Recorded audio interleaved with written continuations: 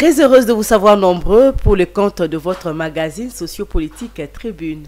Cette émission vous donne la possibilité, avec un invité bien évidemment, de pouvoir décrypter l'actualité politique en République démocratique du Congo.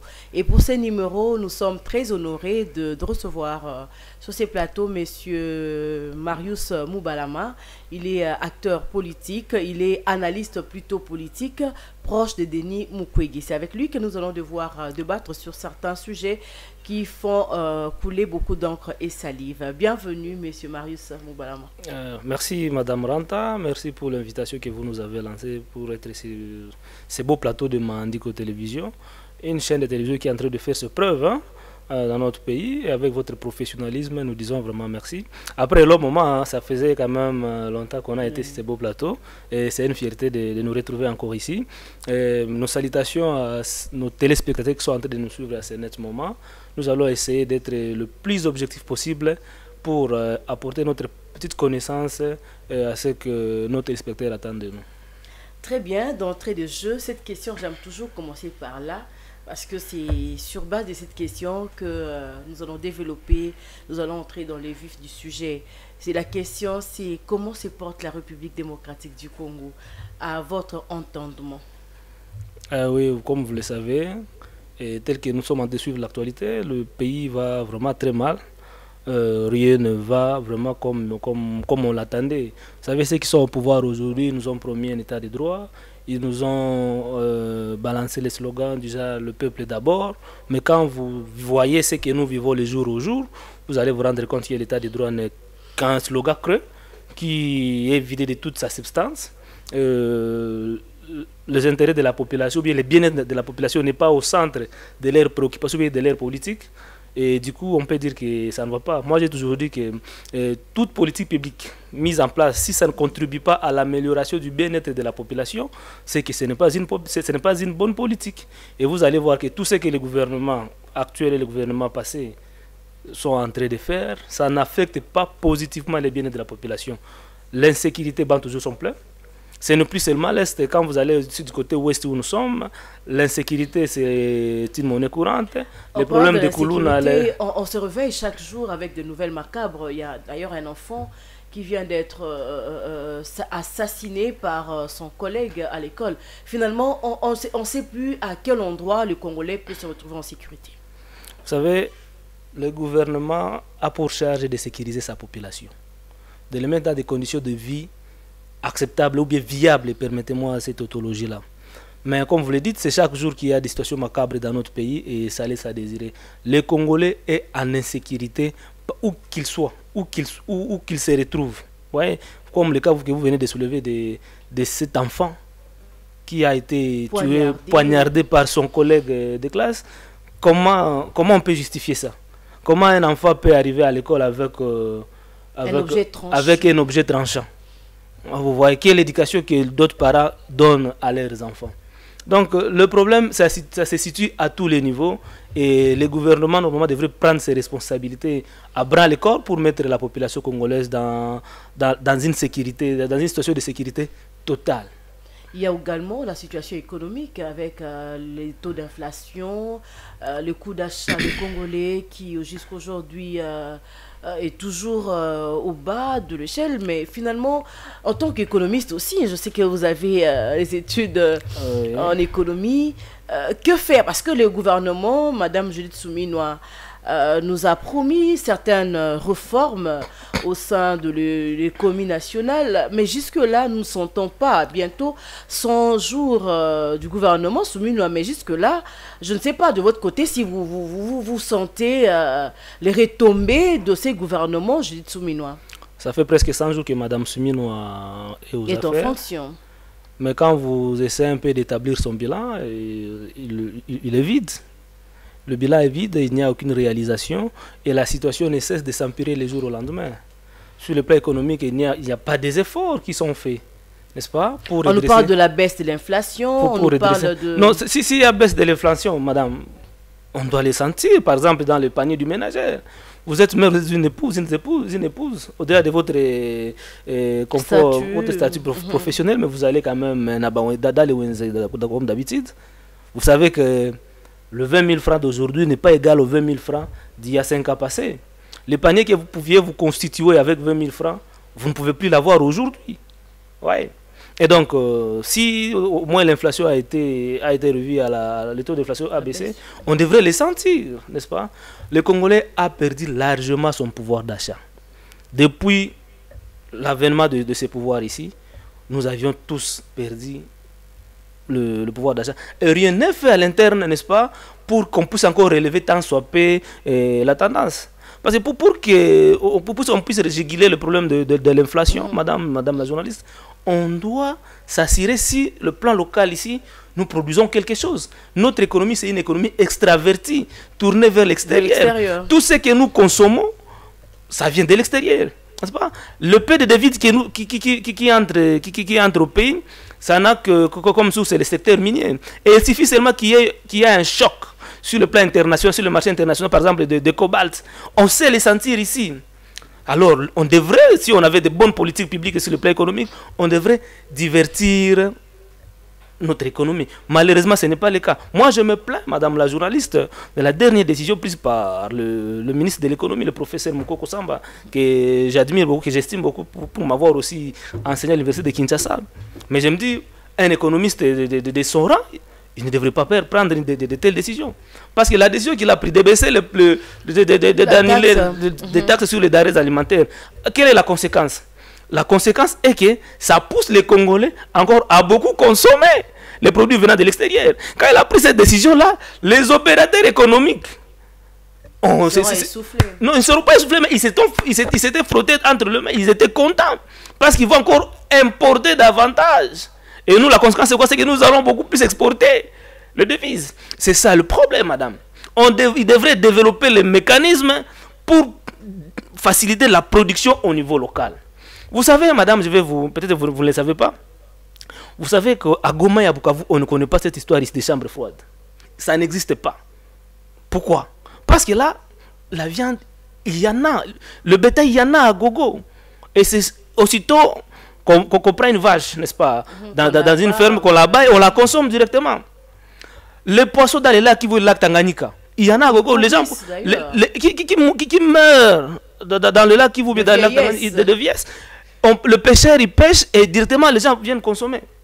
Pourquoi on ne peut pas développer les mécanismes pour que les poissons qui est pêché, n'est-ce pas, à Kalemi ou bien dans les sites Kivu, dans le Nord Kivu, puisse être consommé à Mwanda.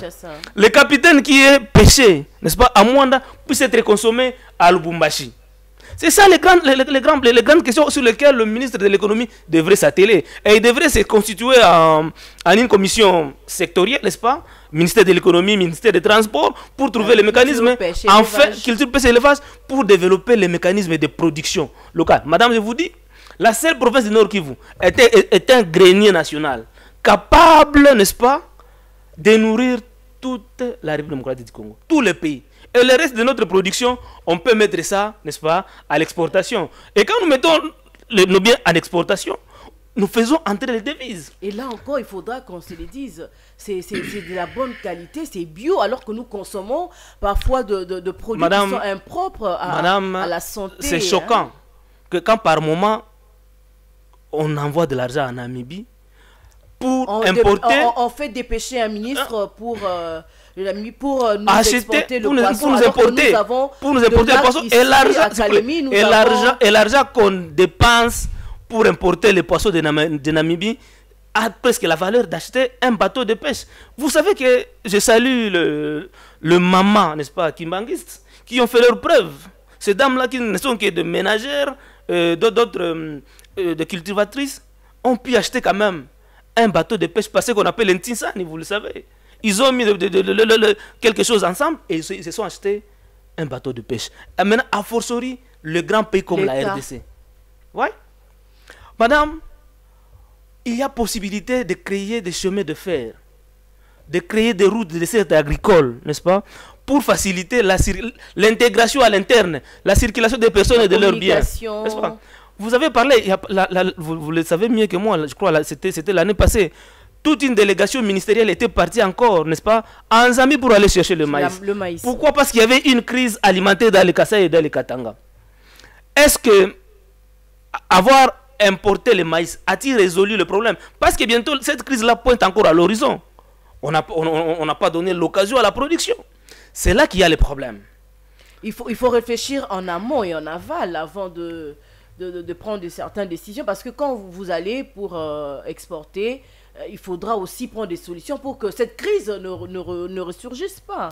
Malheureusement... C'est un manque de politique. Non, je vous ai dit... C'est un manque ou carrément un manque de volonté. Je vous ai dit d'entrée de jeu que toute politique publique qui n'affecte pas le bien-être de la population n'est pas une bonne politique. Voilà pourquoi Martin Fayulu aujourd'hui vient avec la cohésion nationale, il vient avec le dialogue. Est-ce qu'on peut donner la chance à ces dialogues qui peut-être il pourra amener certaines révolutions pour aider les pouvoirs en place, hein? Que dit le docteur Denis Mukwege, puisque vous êtes déjà proche de ces candidats aux élections de 2023?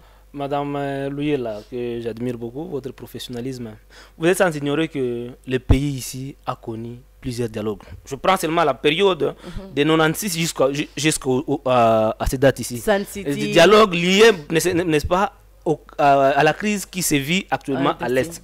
Il y a eu le conciliabule de Lusaka, il y a eu Sun City, il y a eu la conférence de Goma entre le CNDP et le gouvernement, il y a eu une négociation avec le M23, ce qui a débouché de partage de pouvoir. La conférence de dialogue de Kodjo, il y a eu le dialogue de Senko. Tous ces dialogues-là n'ont pas, n'est-ce pas, résolu la crise qui se vit à l'Est. Vous êtes sans ignorer, madame, que tous ces dialogues-là a fini par le partage du pouvoir et qui en tire bénéfice, ce sont les politiciens. Parce que les mêmes politiciens qui créent des crises au pays, ce sont les mêmes politiciens qui vont au dialogue et avant de participer à ces dialogues-là, ils exigent d'être amnistiés. Après avoir obtenu l'amnistie, ils obligent aussi, n'est-ce pas, de se retrouver dans le gouvernement comme ministre, comme PDG et consorts. Après avoir tué les Congolais et les sorts de la population, on l'abandonne. Depuis que nous sommes là, aucun dialogue n'a touché les causes profondes de la situation qui se vit à l'est de la République démocratique du Congo. Et aujourd'hui, dans la partie ouest du pays, vous savez qu'il y a les Mobondo qui se sont réveillés dans le Kwilu, dans les Maïndombe et consorts. Donc la situation sécuritaire, moi j'estime que le dialogue que Martin Fayulu propose, ça ne va pas dans le sens encore de toucher ces problèmes-là. Moi j'ai comme l'intention que Martin Fayulu veut encore se refaire, n'est-ce pas, une santé politique. Non, financière, je ne vais pas aller dans cette considération-là, mais une santé politique. Parce que si le plan politique, Martin Fayulu est fini. C'est un monsieur qui... À cause de... Il est fini, Martin Fayulu. Il est fini par ses prises de... Il est président de la MOUCA. Non, s'il vous plaît, madame, il est fini dans le sens que... il n'est pas cohérent par ses prises de position. Vous savez que pendant les élections, Martin Fayulu avait rejeté largement les élections, le processus électoral. Par conséquent, ses membres n'ont pas postulé comme des candidats députés nationaux. Alors même à interdire à ses membres... Il a refusé à ses membres de ne pas prendre aux élections. Mais lui, à quelques jours de fait de dépôt de candidat de président, il se prononce comme quoi il est candidat. Un acteur politique ne peut pas se comporter de la sorte. Aujourd'hui, il surgit avec le dialogue.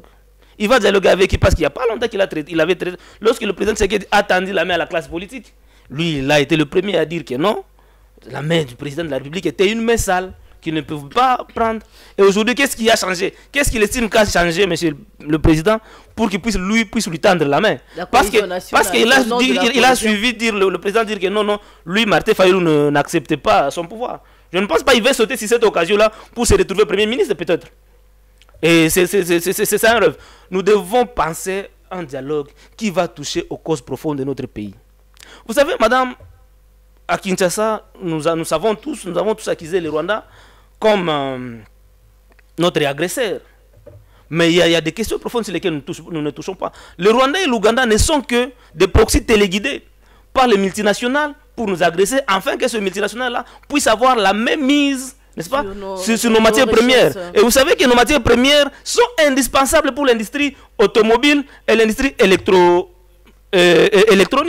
Si on ferme la porte pour nos matières premières aux multinationales, ces industries-là tombent en faillite.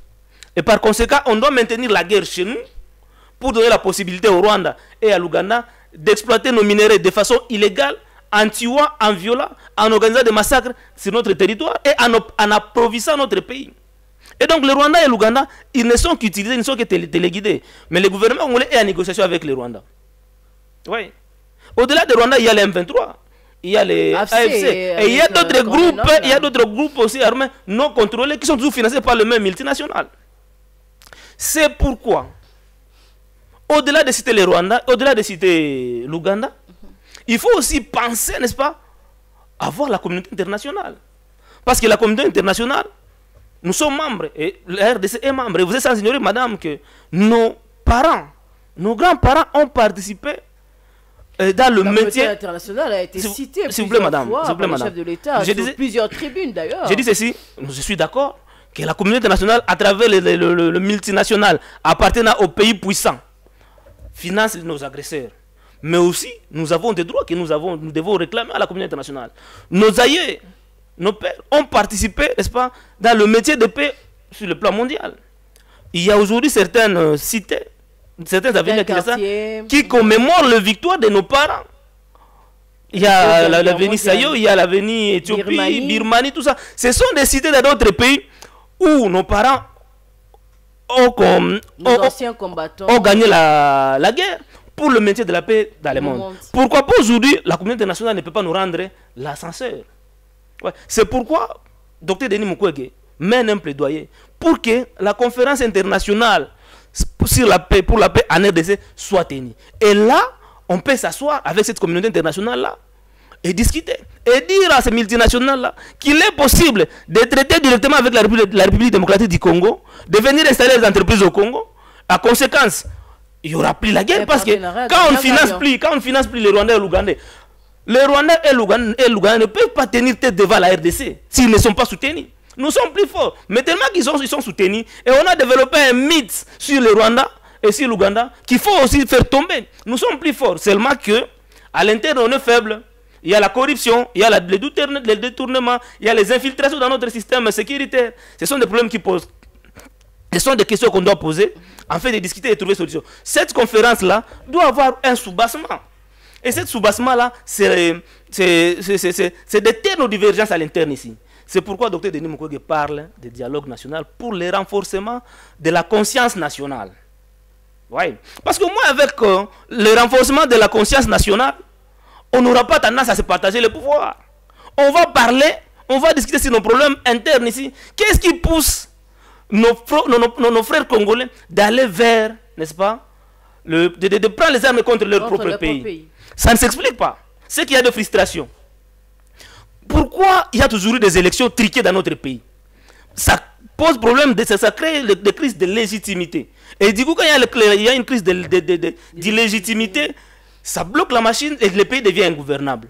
Vous savez qu'il y a une petite branche des Congolais, moins de 10% des Congolais, qui s'accaparent au moins 9% des revenus du pays.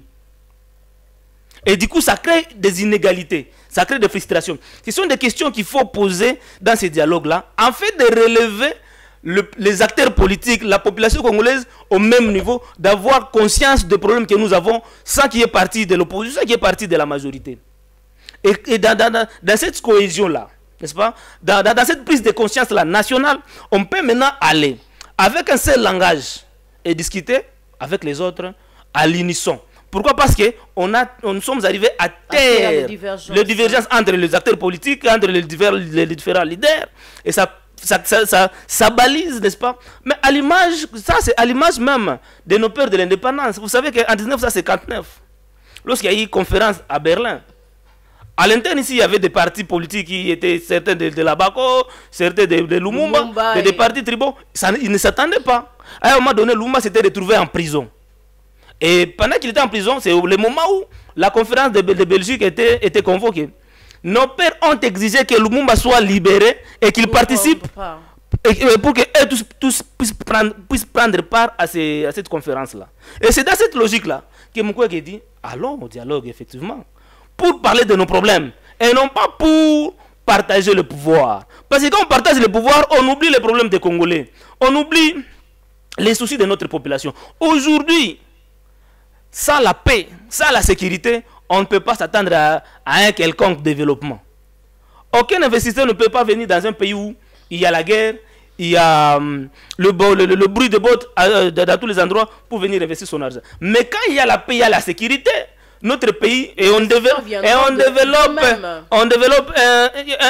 une situation de climat, des affaires propices, les investisseurs viendront d'eux-mêmes. Et je crois que ça peut aussi booster, n'est-ce pas, les entrepreneurs locaux à émerger. Parce qu'aujourd'hui, vous êtes ignoré, madame, les entrepreneurs locaux aussi sont asphyxiés, n'est-ce pas? Le fisc au Congo ne favorise pas aux Congolais d'émerger. Il suffit seulement d'ouvrir une petite boutique à côté. Demain, il y aura plusieurs services avec des taxes. Et puis, ça aussi, c'est de l'insécurité. On appelle ça l'insécurité fiscale. Et dans cette situation comme ça, on ne peut pas supposer tel ou tel autre développement. Et donc, le dialogue, il est nécessaire. On ne peut pas refuser aux Congolais de dialoguer. Mais pas un dialogue qui va tourner, pas dans le format de Martin Fayoulou, qui risquerait de tourner autour des individus, autour de partage de pouvoir, tout en oubliant, n'est-ce pas, le problème profond de la population congolaise. Mais au moins, si nous tous Congolais, on se nivelle au même niveau de la prise de conscience de nos problèmes, ça peut faire en sorte que la paix soit rétablie, et cela sans guerre, madame. C'est pour dire que Mukwege a des stratégies pour mettre fin, de par la politique qu'il mène, à la guerre. Vous êtes sans ignorer, madame, qu'en 19, je vais vous donner un exemple. En 2010, Dr Denis Mukwege, par sa plaidoirie, il a pu décrocher, je crois, la résolution 1502 à l'ONU. Cette résolution-là interdit l'exploitation et la commercialisation de matières premières venant, n'est-ce pas, des zones de conflit, en particulier la RDC. Ça, c'est obtenu à l'ONU. Il y a aussi les rapports mapping qui existent. Ce ne sont pas les Congolais qui ont fait ces rapports mapping-là. Ce sont les experts de l'ONU qui ont mis ça, n'est-ce pas, à la disposition de notre pays. Qu'est-ce que notre pays fait de tous ces instruments juridiques-là, n'est-ce pas, pour qu'on puisse quand même coincer ceux qui nous agressent? Parce que si on brandit seulement cette résolution-là de l'ONU, toutes les multinationales là, on peut les poursuivre. Parce qu'il y a cette résolution-là qui interdit, n'est-ce pas, l'exploitation et la commercialisation de matières premières. Or, aujourd'hui, l'industrie automobile utilise notre cobalt, notre cuivre. C'est indispensable à l'industrie automobile aujourd'hui. Aujourd'hui, Madame Ranta, je vois les jeunes sont fiers parce qu'il y a iPhone Pro 16 qui sort. Mais n'oubliez pas le coût humain de la fabrication, n'est-ce pas, de ces iPhone Pro 16, c'est pas moi comment on appelle ça, parce que moi je m'intéresse moi à ça.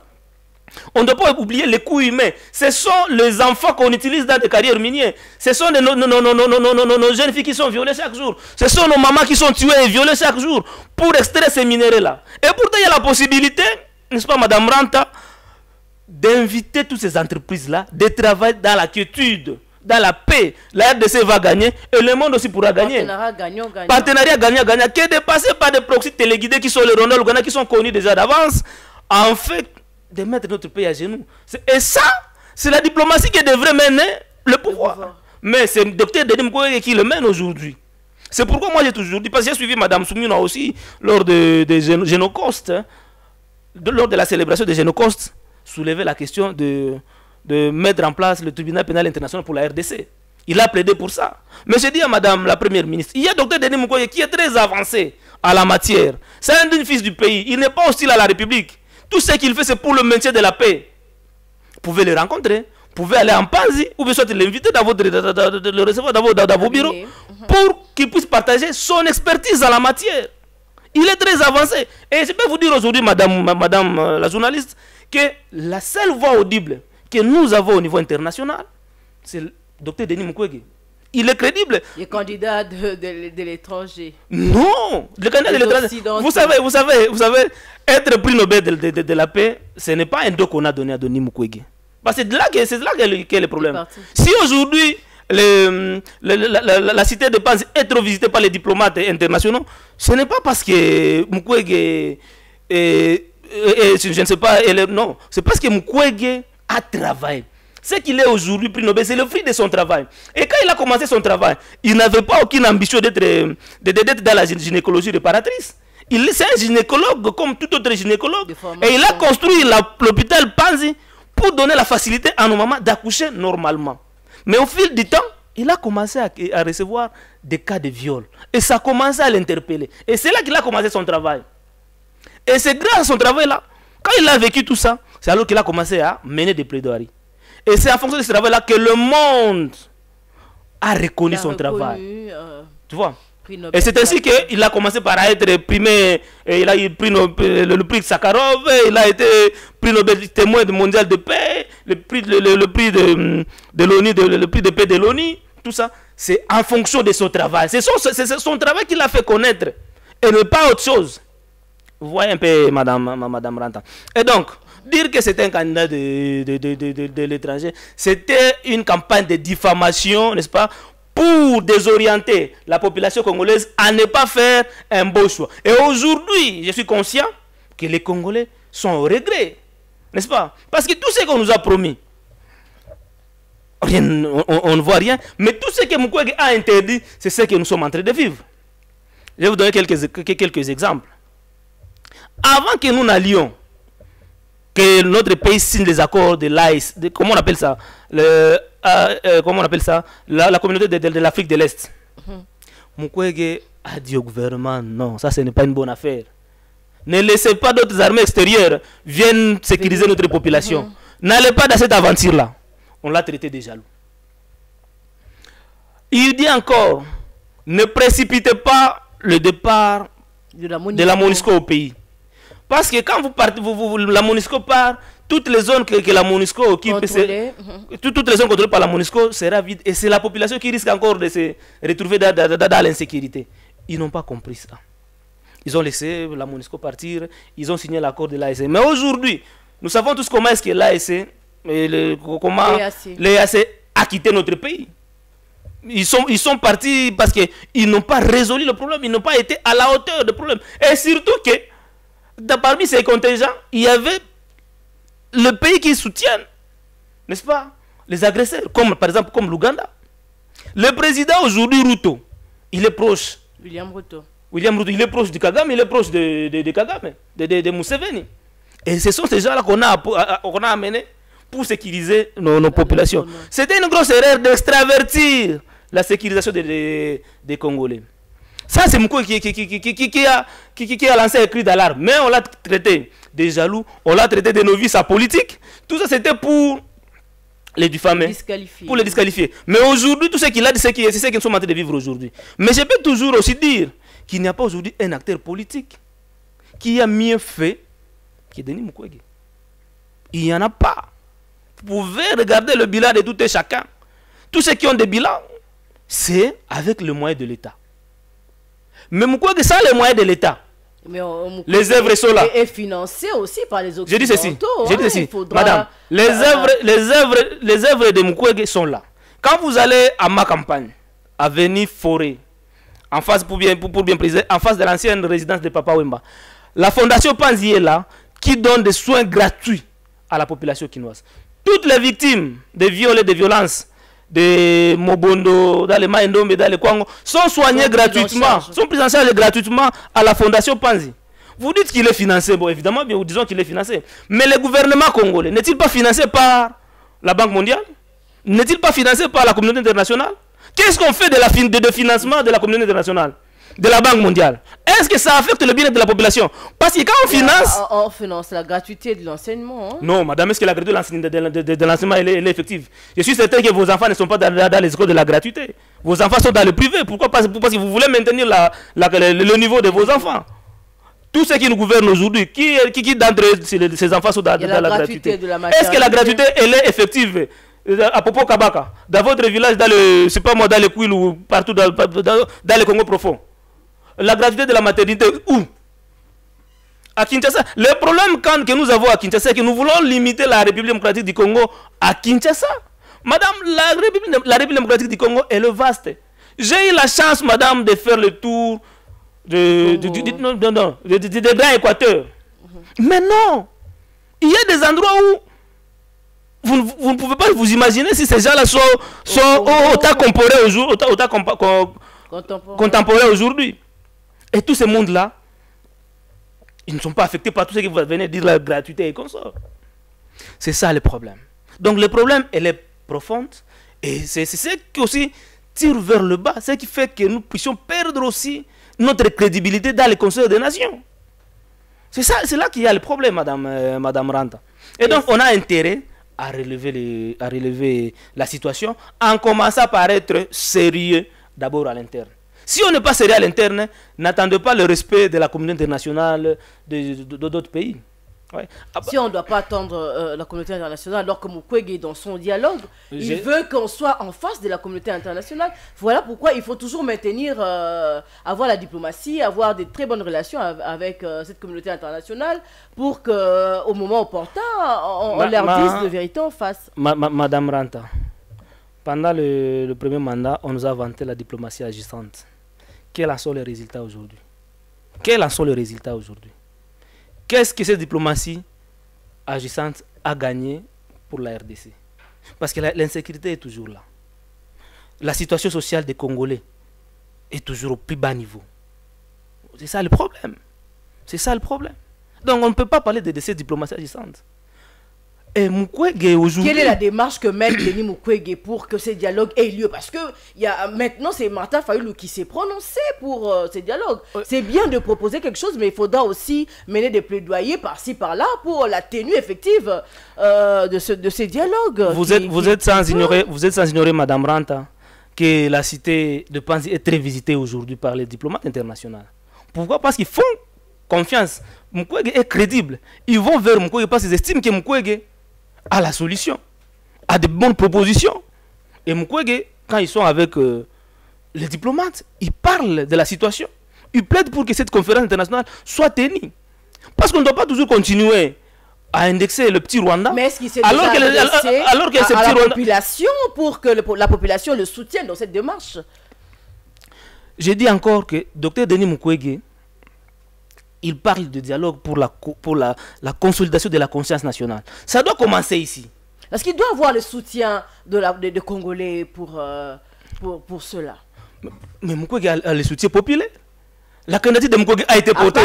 Non, je dis, la candidature de Denis Mukwege a été portée par Denis Mukwege. La caution a été payée par la population congolaise. Ce sont les mamans qui sont mises ensemble. Ils disent non, qui ont cotisé. Docteur Mukwege, nous sommes en danger. Et si vous n'intervenez pas, ça serait non-assistance en personne en danger. Et donc, il a le soutien populaire. Nous sommes nombreux démocratistes, on est nombreux. De par le pays, de par le monde, toute la diaspora soutiennent la démarche de Denis Mukwege. Aujourd'hui, madame, on ne peut pas vivre en vase clos. Et nos droits au niveau de la communauté internationale, nous devons les revendiquer. Parce que, comme je l'ai dit tantôt, nos parents ont payé de leur prix pour la paix au niveau international. Et à travers cela, la communauté internationale aussi doit nous rendre l'ascenseur. Nulle part le Rwanda a contribué, n'est-ce pas, au maintien de la paix au niveau international. L'Ouganda, nulle part. Mais nous avions participé. Nos grands-parents. Nos grands-parents ont participé. Et donc, la communauté internationale aussi doit nous rendre l'ascenseur. Mais c'est là, pour que cela soit réel, on doit commencer par être sérieux, madame. Vous savez, aujourd'hui, il y a des indicateurs internationaux sur lesquels on évalue un pays avant de classer ou bien de donner une certaine valeur. Quand vous regardez les indicateurs de transparence internationale, à ce qui concerne les détournements et la corruption, notre pays est classé parmi le premier pays corruptible. Les détournements et consorts. La corruption bat son plaid dans notre pays. Et avec ça, on ne peut pas être respecté. Il suffit seulement, n'est-ce pas madame, un investisseur vient au pays. Pour qu'il installe son entreprise, le politique l'exige. Des pourcentages sur le capital social. On a vu un entrepreneur qui a dénoncé en face de la première ministre un certain Roli qui demandait des commissions de 50 allant jusqu'à 50 000 $. Ça c'est un cas qu'on a décrié, qu'on a dénoncé. Mais il y a beaucoup de cas comme ça. Et beaucoup d'entrepreneurs, beaucoup d'investisseurs viennent quand même malgré la situation de sécurité, mais ils sont découragés par ces genres de pratiques. Imaginez-vous madame Ranta, quelqu'un qui vient investir par exemple $1 milliard au Congo, qu'on lui demande de donner 10% de cet argent-là. C'est des millions quand même. Il ne peut pas donner. Il préfère aller à Brazzaville. Il préfère aller, c'est pas moi, en Tanzanie, mener son projet. Et c'est nous qui perdons. Et tout ça, ça tire vers le bas l'image de notre pays. Et ça ne fait pas respecter. C'est pourquoi j'ai dit tantôt, qu'à l'interne, ici, on doit commencer à être sérieux. C'est pourquoi, pendant la campagne, Dr Denis Mukwege disait que il a donné trois éléments qu'il fallait combattre. Mettre fin à la famine, mettre fin à la guerre, mettre fin au vice. Si ces trois éléments-là sont réunis, on parvient à les combattre dans notre pays, c'est alors qu'on pourra penser les infrastructures. C'est alors qu'on pourra penser le développement et consorts. Parce que sans, avec la famine, on ne peut pas construire le pays. Ventre creux n'a point doré. Vous ne viendrez pas sur le plateau ici présenter l'émission si vous êtes affamé. La guerre. Les investisseurs ne viendront jamais dans un pays où il y a le bruit de bottes. Dans un climat d'insécurité, ils ne viendront pas mettre son argent. Le vice, ce sont les détournements, l'impunité, n'est-ce pas? La corruption, l'écoulement de recettes publiques. Tous ces problèmes-là, ça devrait d'abord commencer par régler. Donc ce sont ces problèmes-là. En plus, madame, ce sont des problèmes qui sont qualitatifs, qu'on ne peut pas palper, mais qu'on néglige. On s'attelle sur ce qui est quantifiable. Oh, à un moment donné, j'avais lu le rapport de PNUD qui disait que le valeur qualitative sont plus pondérantes dans le développement d'un pays que le valeur quantitatif. Pourquoi? Parce qu'on peut bien vouloir construire des routes. Il y a des projets que le gouvernement a lancés là pour la construction des routes, des écoles et consorts. Projet Tilé-Gelou. Projet Tilé-Gelou, tout ça. L'argent est déboursé, mais sur terrain, rien n'est fait. Détourné. Vous voyez qu'il y a la volonté. Mais ce qui est qualitatif là n'est pas au rendez-vous. Le civisme. C'est ça le problème. Le vice-premier ministre, ministre de l'Intérieur, Jacquemain Chabani, venait de lancer une campagne respectant les règles et devoirs ou les lois de la République. C'est pour restaurer l'autorité de l'État. C'est aussi encourageant pour mettre fin à ces vices dont a décrié Denis Mukwege. Quand le ministre de l'Intérieur, que je respecte, M. Jacquemain Chabani, lance cette campagne-là, il adresse à qui? À la population congolaise. Bon, j'estime que ça, c'est un problème. Il doit d'abord commencer par parler avec ses pairs avec lesquels ils sont au gouvernement, avec le mandataire des entreprises publiques. Ce sont eux d'abord qui doivent, parce que ce sont eux qui font appliquer la loi. Ils doivent respecter. Ils doivent d'abord commencer par être des modèles. Mais je me disais, est-ce qu'il faudra une campagne pour sensibiliser la population au respect de loi, au respect de règles? Parce qu'il y a déjà, de lois existent. Les lois, elles existent, les règles, elles existent, mais seulement il faudra maintenant que l'État soit fort, que l'État commence à sanctionner. Quand il y aura la sanction, c'est alors que la population sera contrainte, parce que la loi, elle est contraignante. Mais quand on lance une campagne, je me dis... Madame, il y a une structure qui a été créée au niveau de la présidence de changement de mentalité, je ne sais pas. Quel est son bilan? Qui en parle aujourd'hui? Qu'est-ce que cette structure-là a rapporté dans le changement de mentalité? Je dis, quand la tête est pourrie, quand la tête ne fonctionne pas bien, le reste du corps ne va pas donner des résultats qu'on entendait. Cette campagne-là doit d'abord commencer avec le membre du gouvernement, avec le chef d'entreprise publique de l'État. Ceux qui ont la décision, le mandataire, le magistrat et consorts. Ce sont eux qui doivent d'abord... Parce que quand ils répondent, ils sont modèles, la population suivra. Mais commencer avec la population qui n'a pas de revenus, qui n'a pas de moyens, ça ne passe pas. Donc ça doit commencer au sommet. Ça doit commencer au sommet. Et après, ça pourra suivre. En parlant de justice, il y a une autre question qui fait débat, c'est la tentative de l'évasion de prisonniers au CPRK, au centre pénitentiaire de Kinshasa, aujourd'hui, qui malheureusement... 129 personnes ont perdu la vie, les causes ne sont pas encore bien élucidées. Mais aujourd'hui, les problèmes se situent au niveau comment ces enquêtes pourront démanteler la cause même de cette évasion, alors qu'on a connu une évasion à l'époque de Joseph Kabila avec Némoa Dansemi. Aujourd'hui, ces mêmes problèmes reviennent. Est-ce qu'il faudra que ces enquêtes nous disent, ou il faudra qu'il y ait des solutions, qu'il y ait déjà de mesures pour que cela ne se répète plus? Parce qu'aujourd'hui, on attend les enquêtes. Est-ce que vous pensez qu'en RDC, ces enquêtes peuvent donner quelque chose? Aussi longtemps que nous savons, plusieurs enquêtes n'ont jamais pondu quelque chose de bon, rien que de souris. Oui, madame, ici d'abord, c'est de rendre hommage aux Congolais qui ont péri dans ces drames-là et présenter mes condoléances aux familles qui ont perdu les leurs. Le regret ici encore, c'est que... Il y a encore, il faudra qu'on se le dise, hein, il y a aussi ces familles-là ne savent pas qui est là et qui n'est pas là. Parce que le ministre, il y a une note circulaire, on a demandé à ces familles d'aller identifier les corps. Ça veut dire qu'il y a il y a un dysfonctionnement même au sein de l'administration. L'administration pénitentiaire. Je disais, il y a un problème sérieux dans notre pays, c'est ça, je disais, le problème, le vice. Mais le grand regret ici, c'est que la vie humaine au Congo n'a plus de sens. Banalisé. C'est banalisé, on marche dessus, et pourtant, le droit à la vie est consacré par la Constitution. Le droit de l'homme au Congo, ça n'a plus son pesant d'or.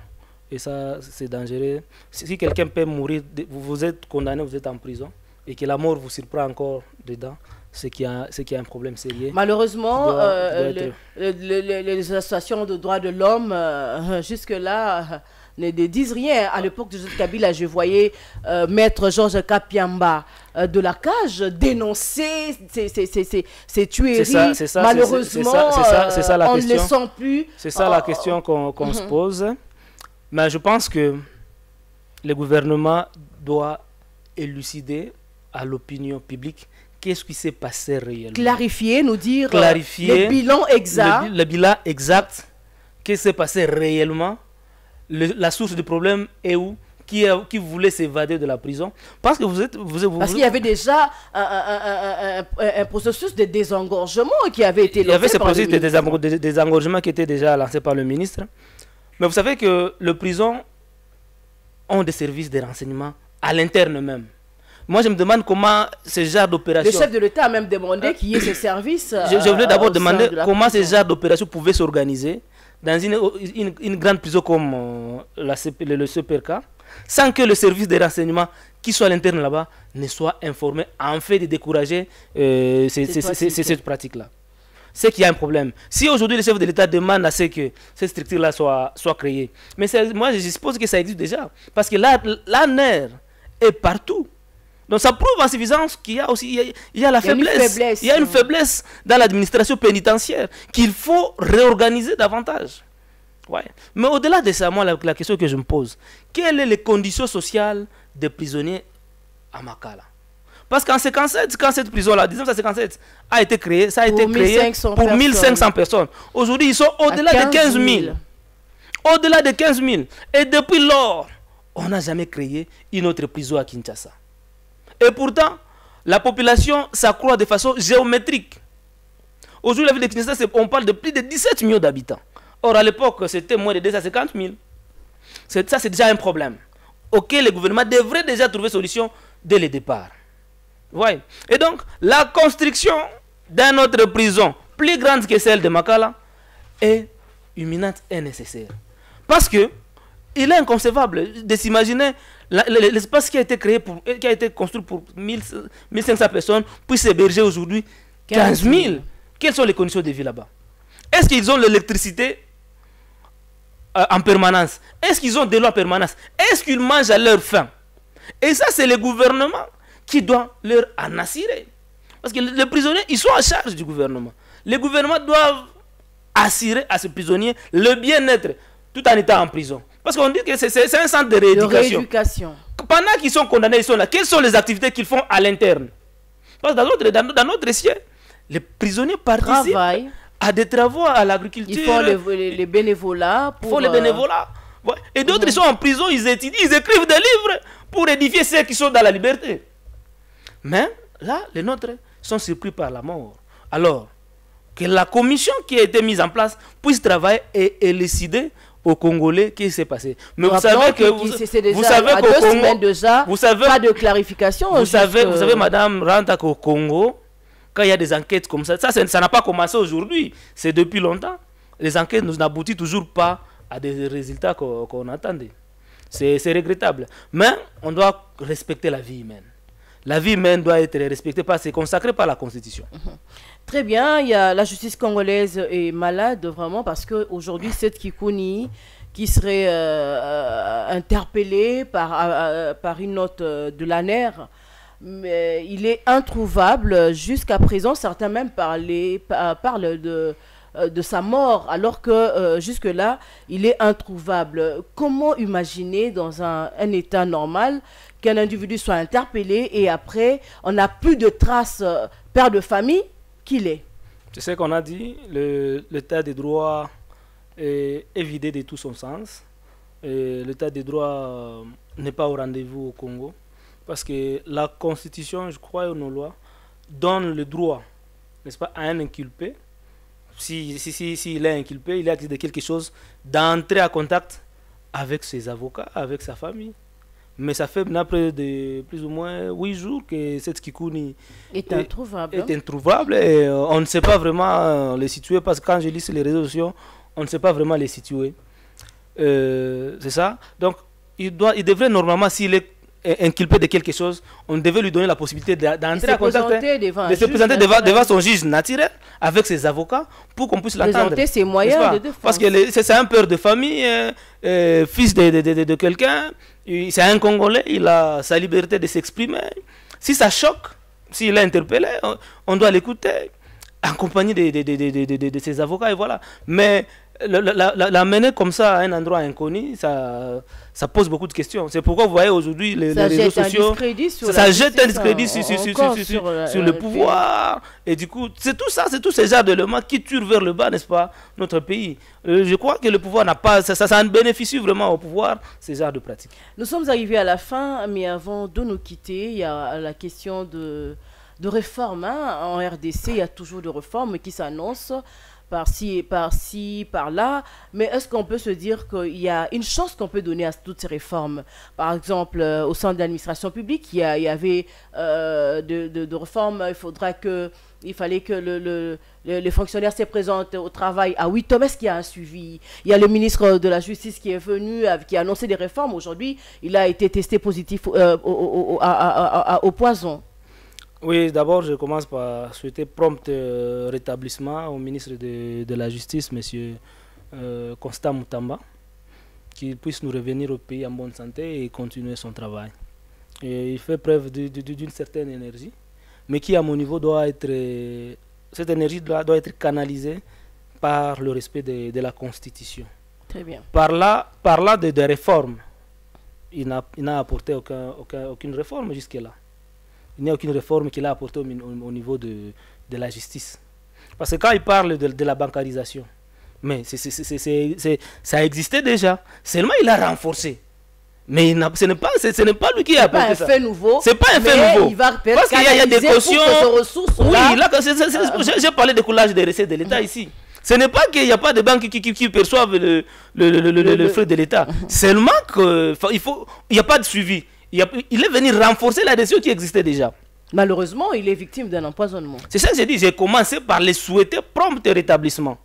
Ouais. Et le problème qu'il y a aujourd'hui à la justice, parce que c'est pour dire que les Congolais eux-mêmes n'aiment pas que les choses changent. Non, nous voulons rester toujours... Ce n'est pas ça, madame. Ce n'est pas ça.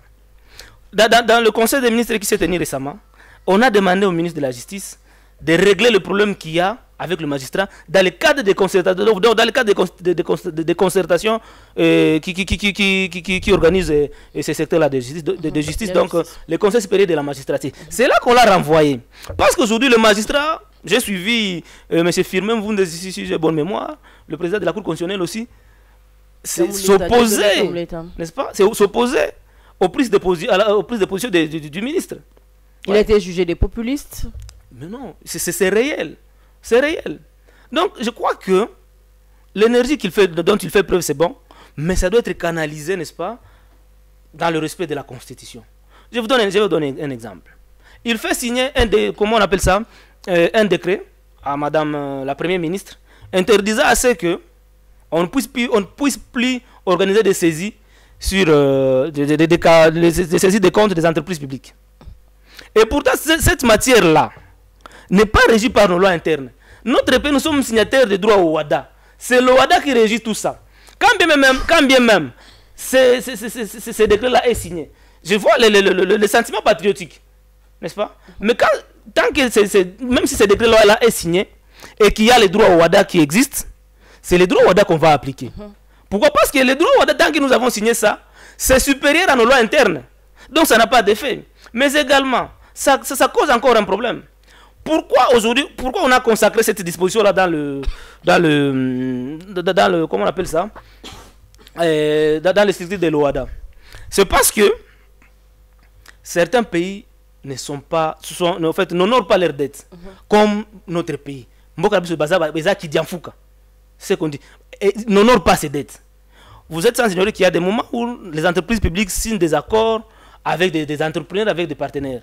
Et ils demandent aux entrepreneurs de préfinancer le projet. Ils préfinancent, mais au finish, l'entreprise publique ne paye pas, ne rembourse pas à l'entrepreneur.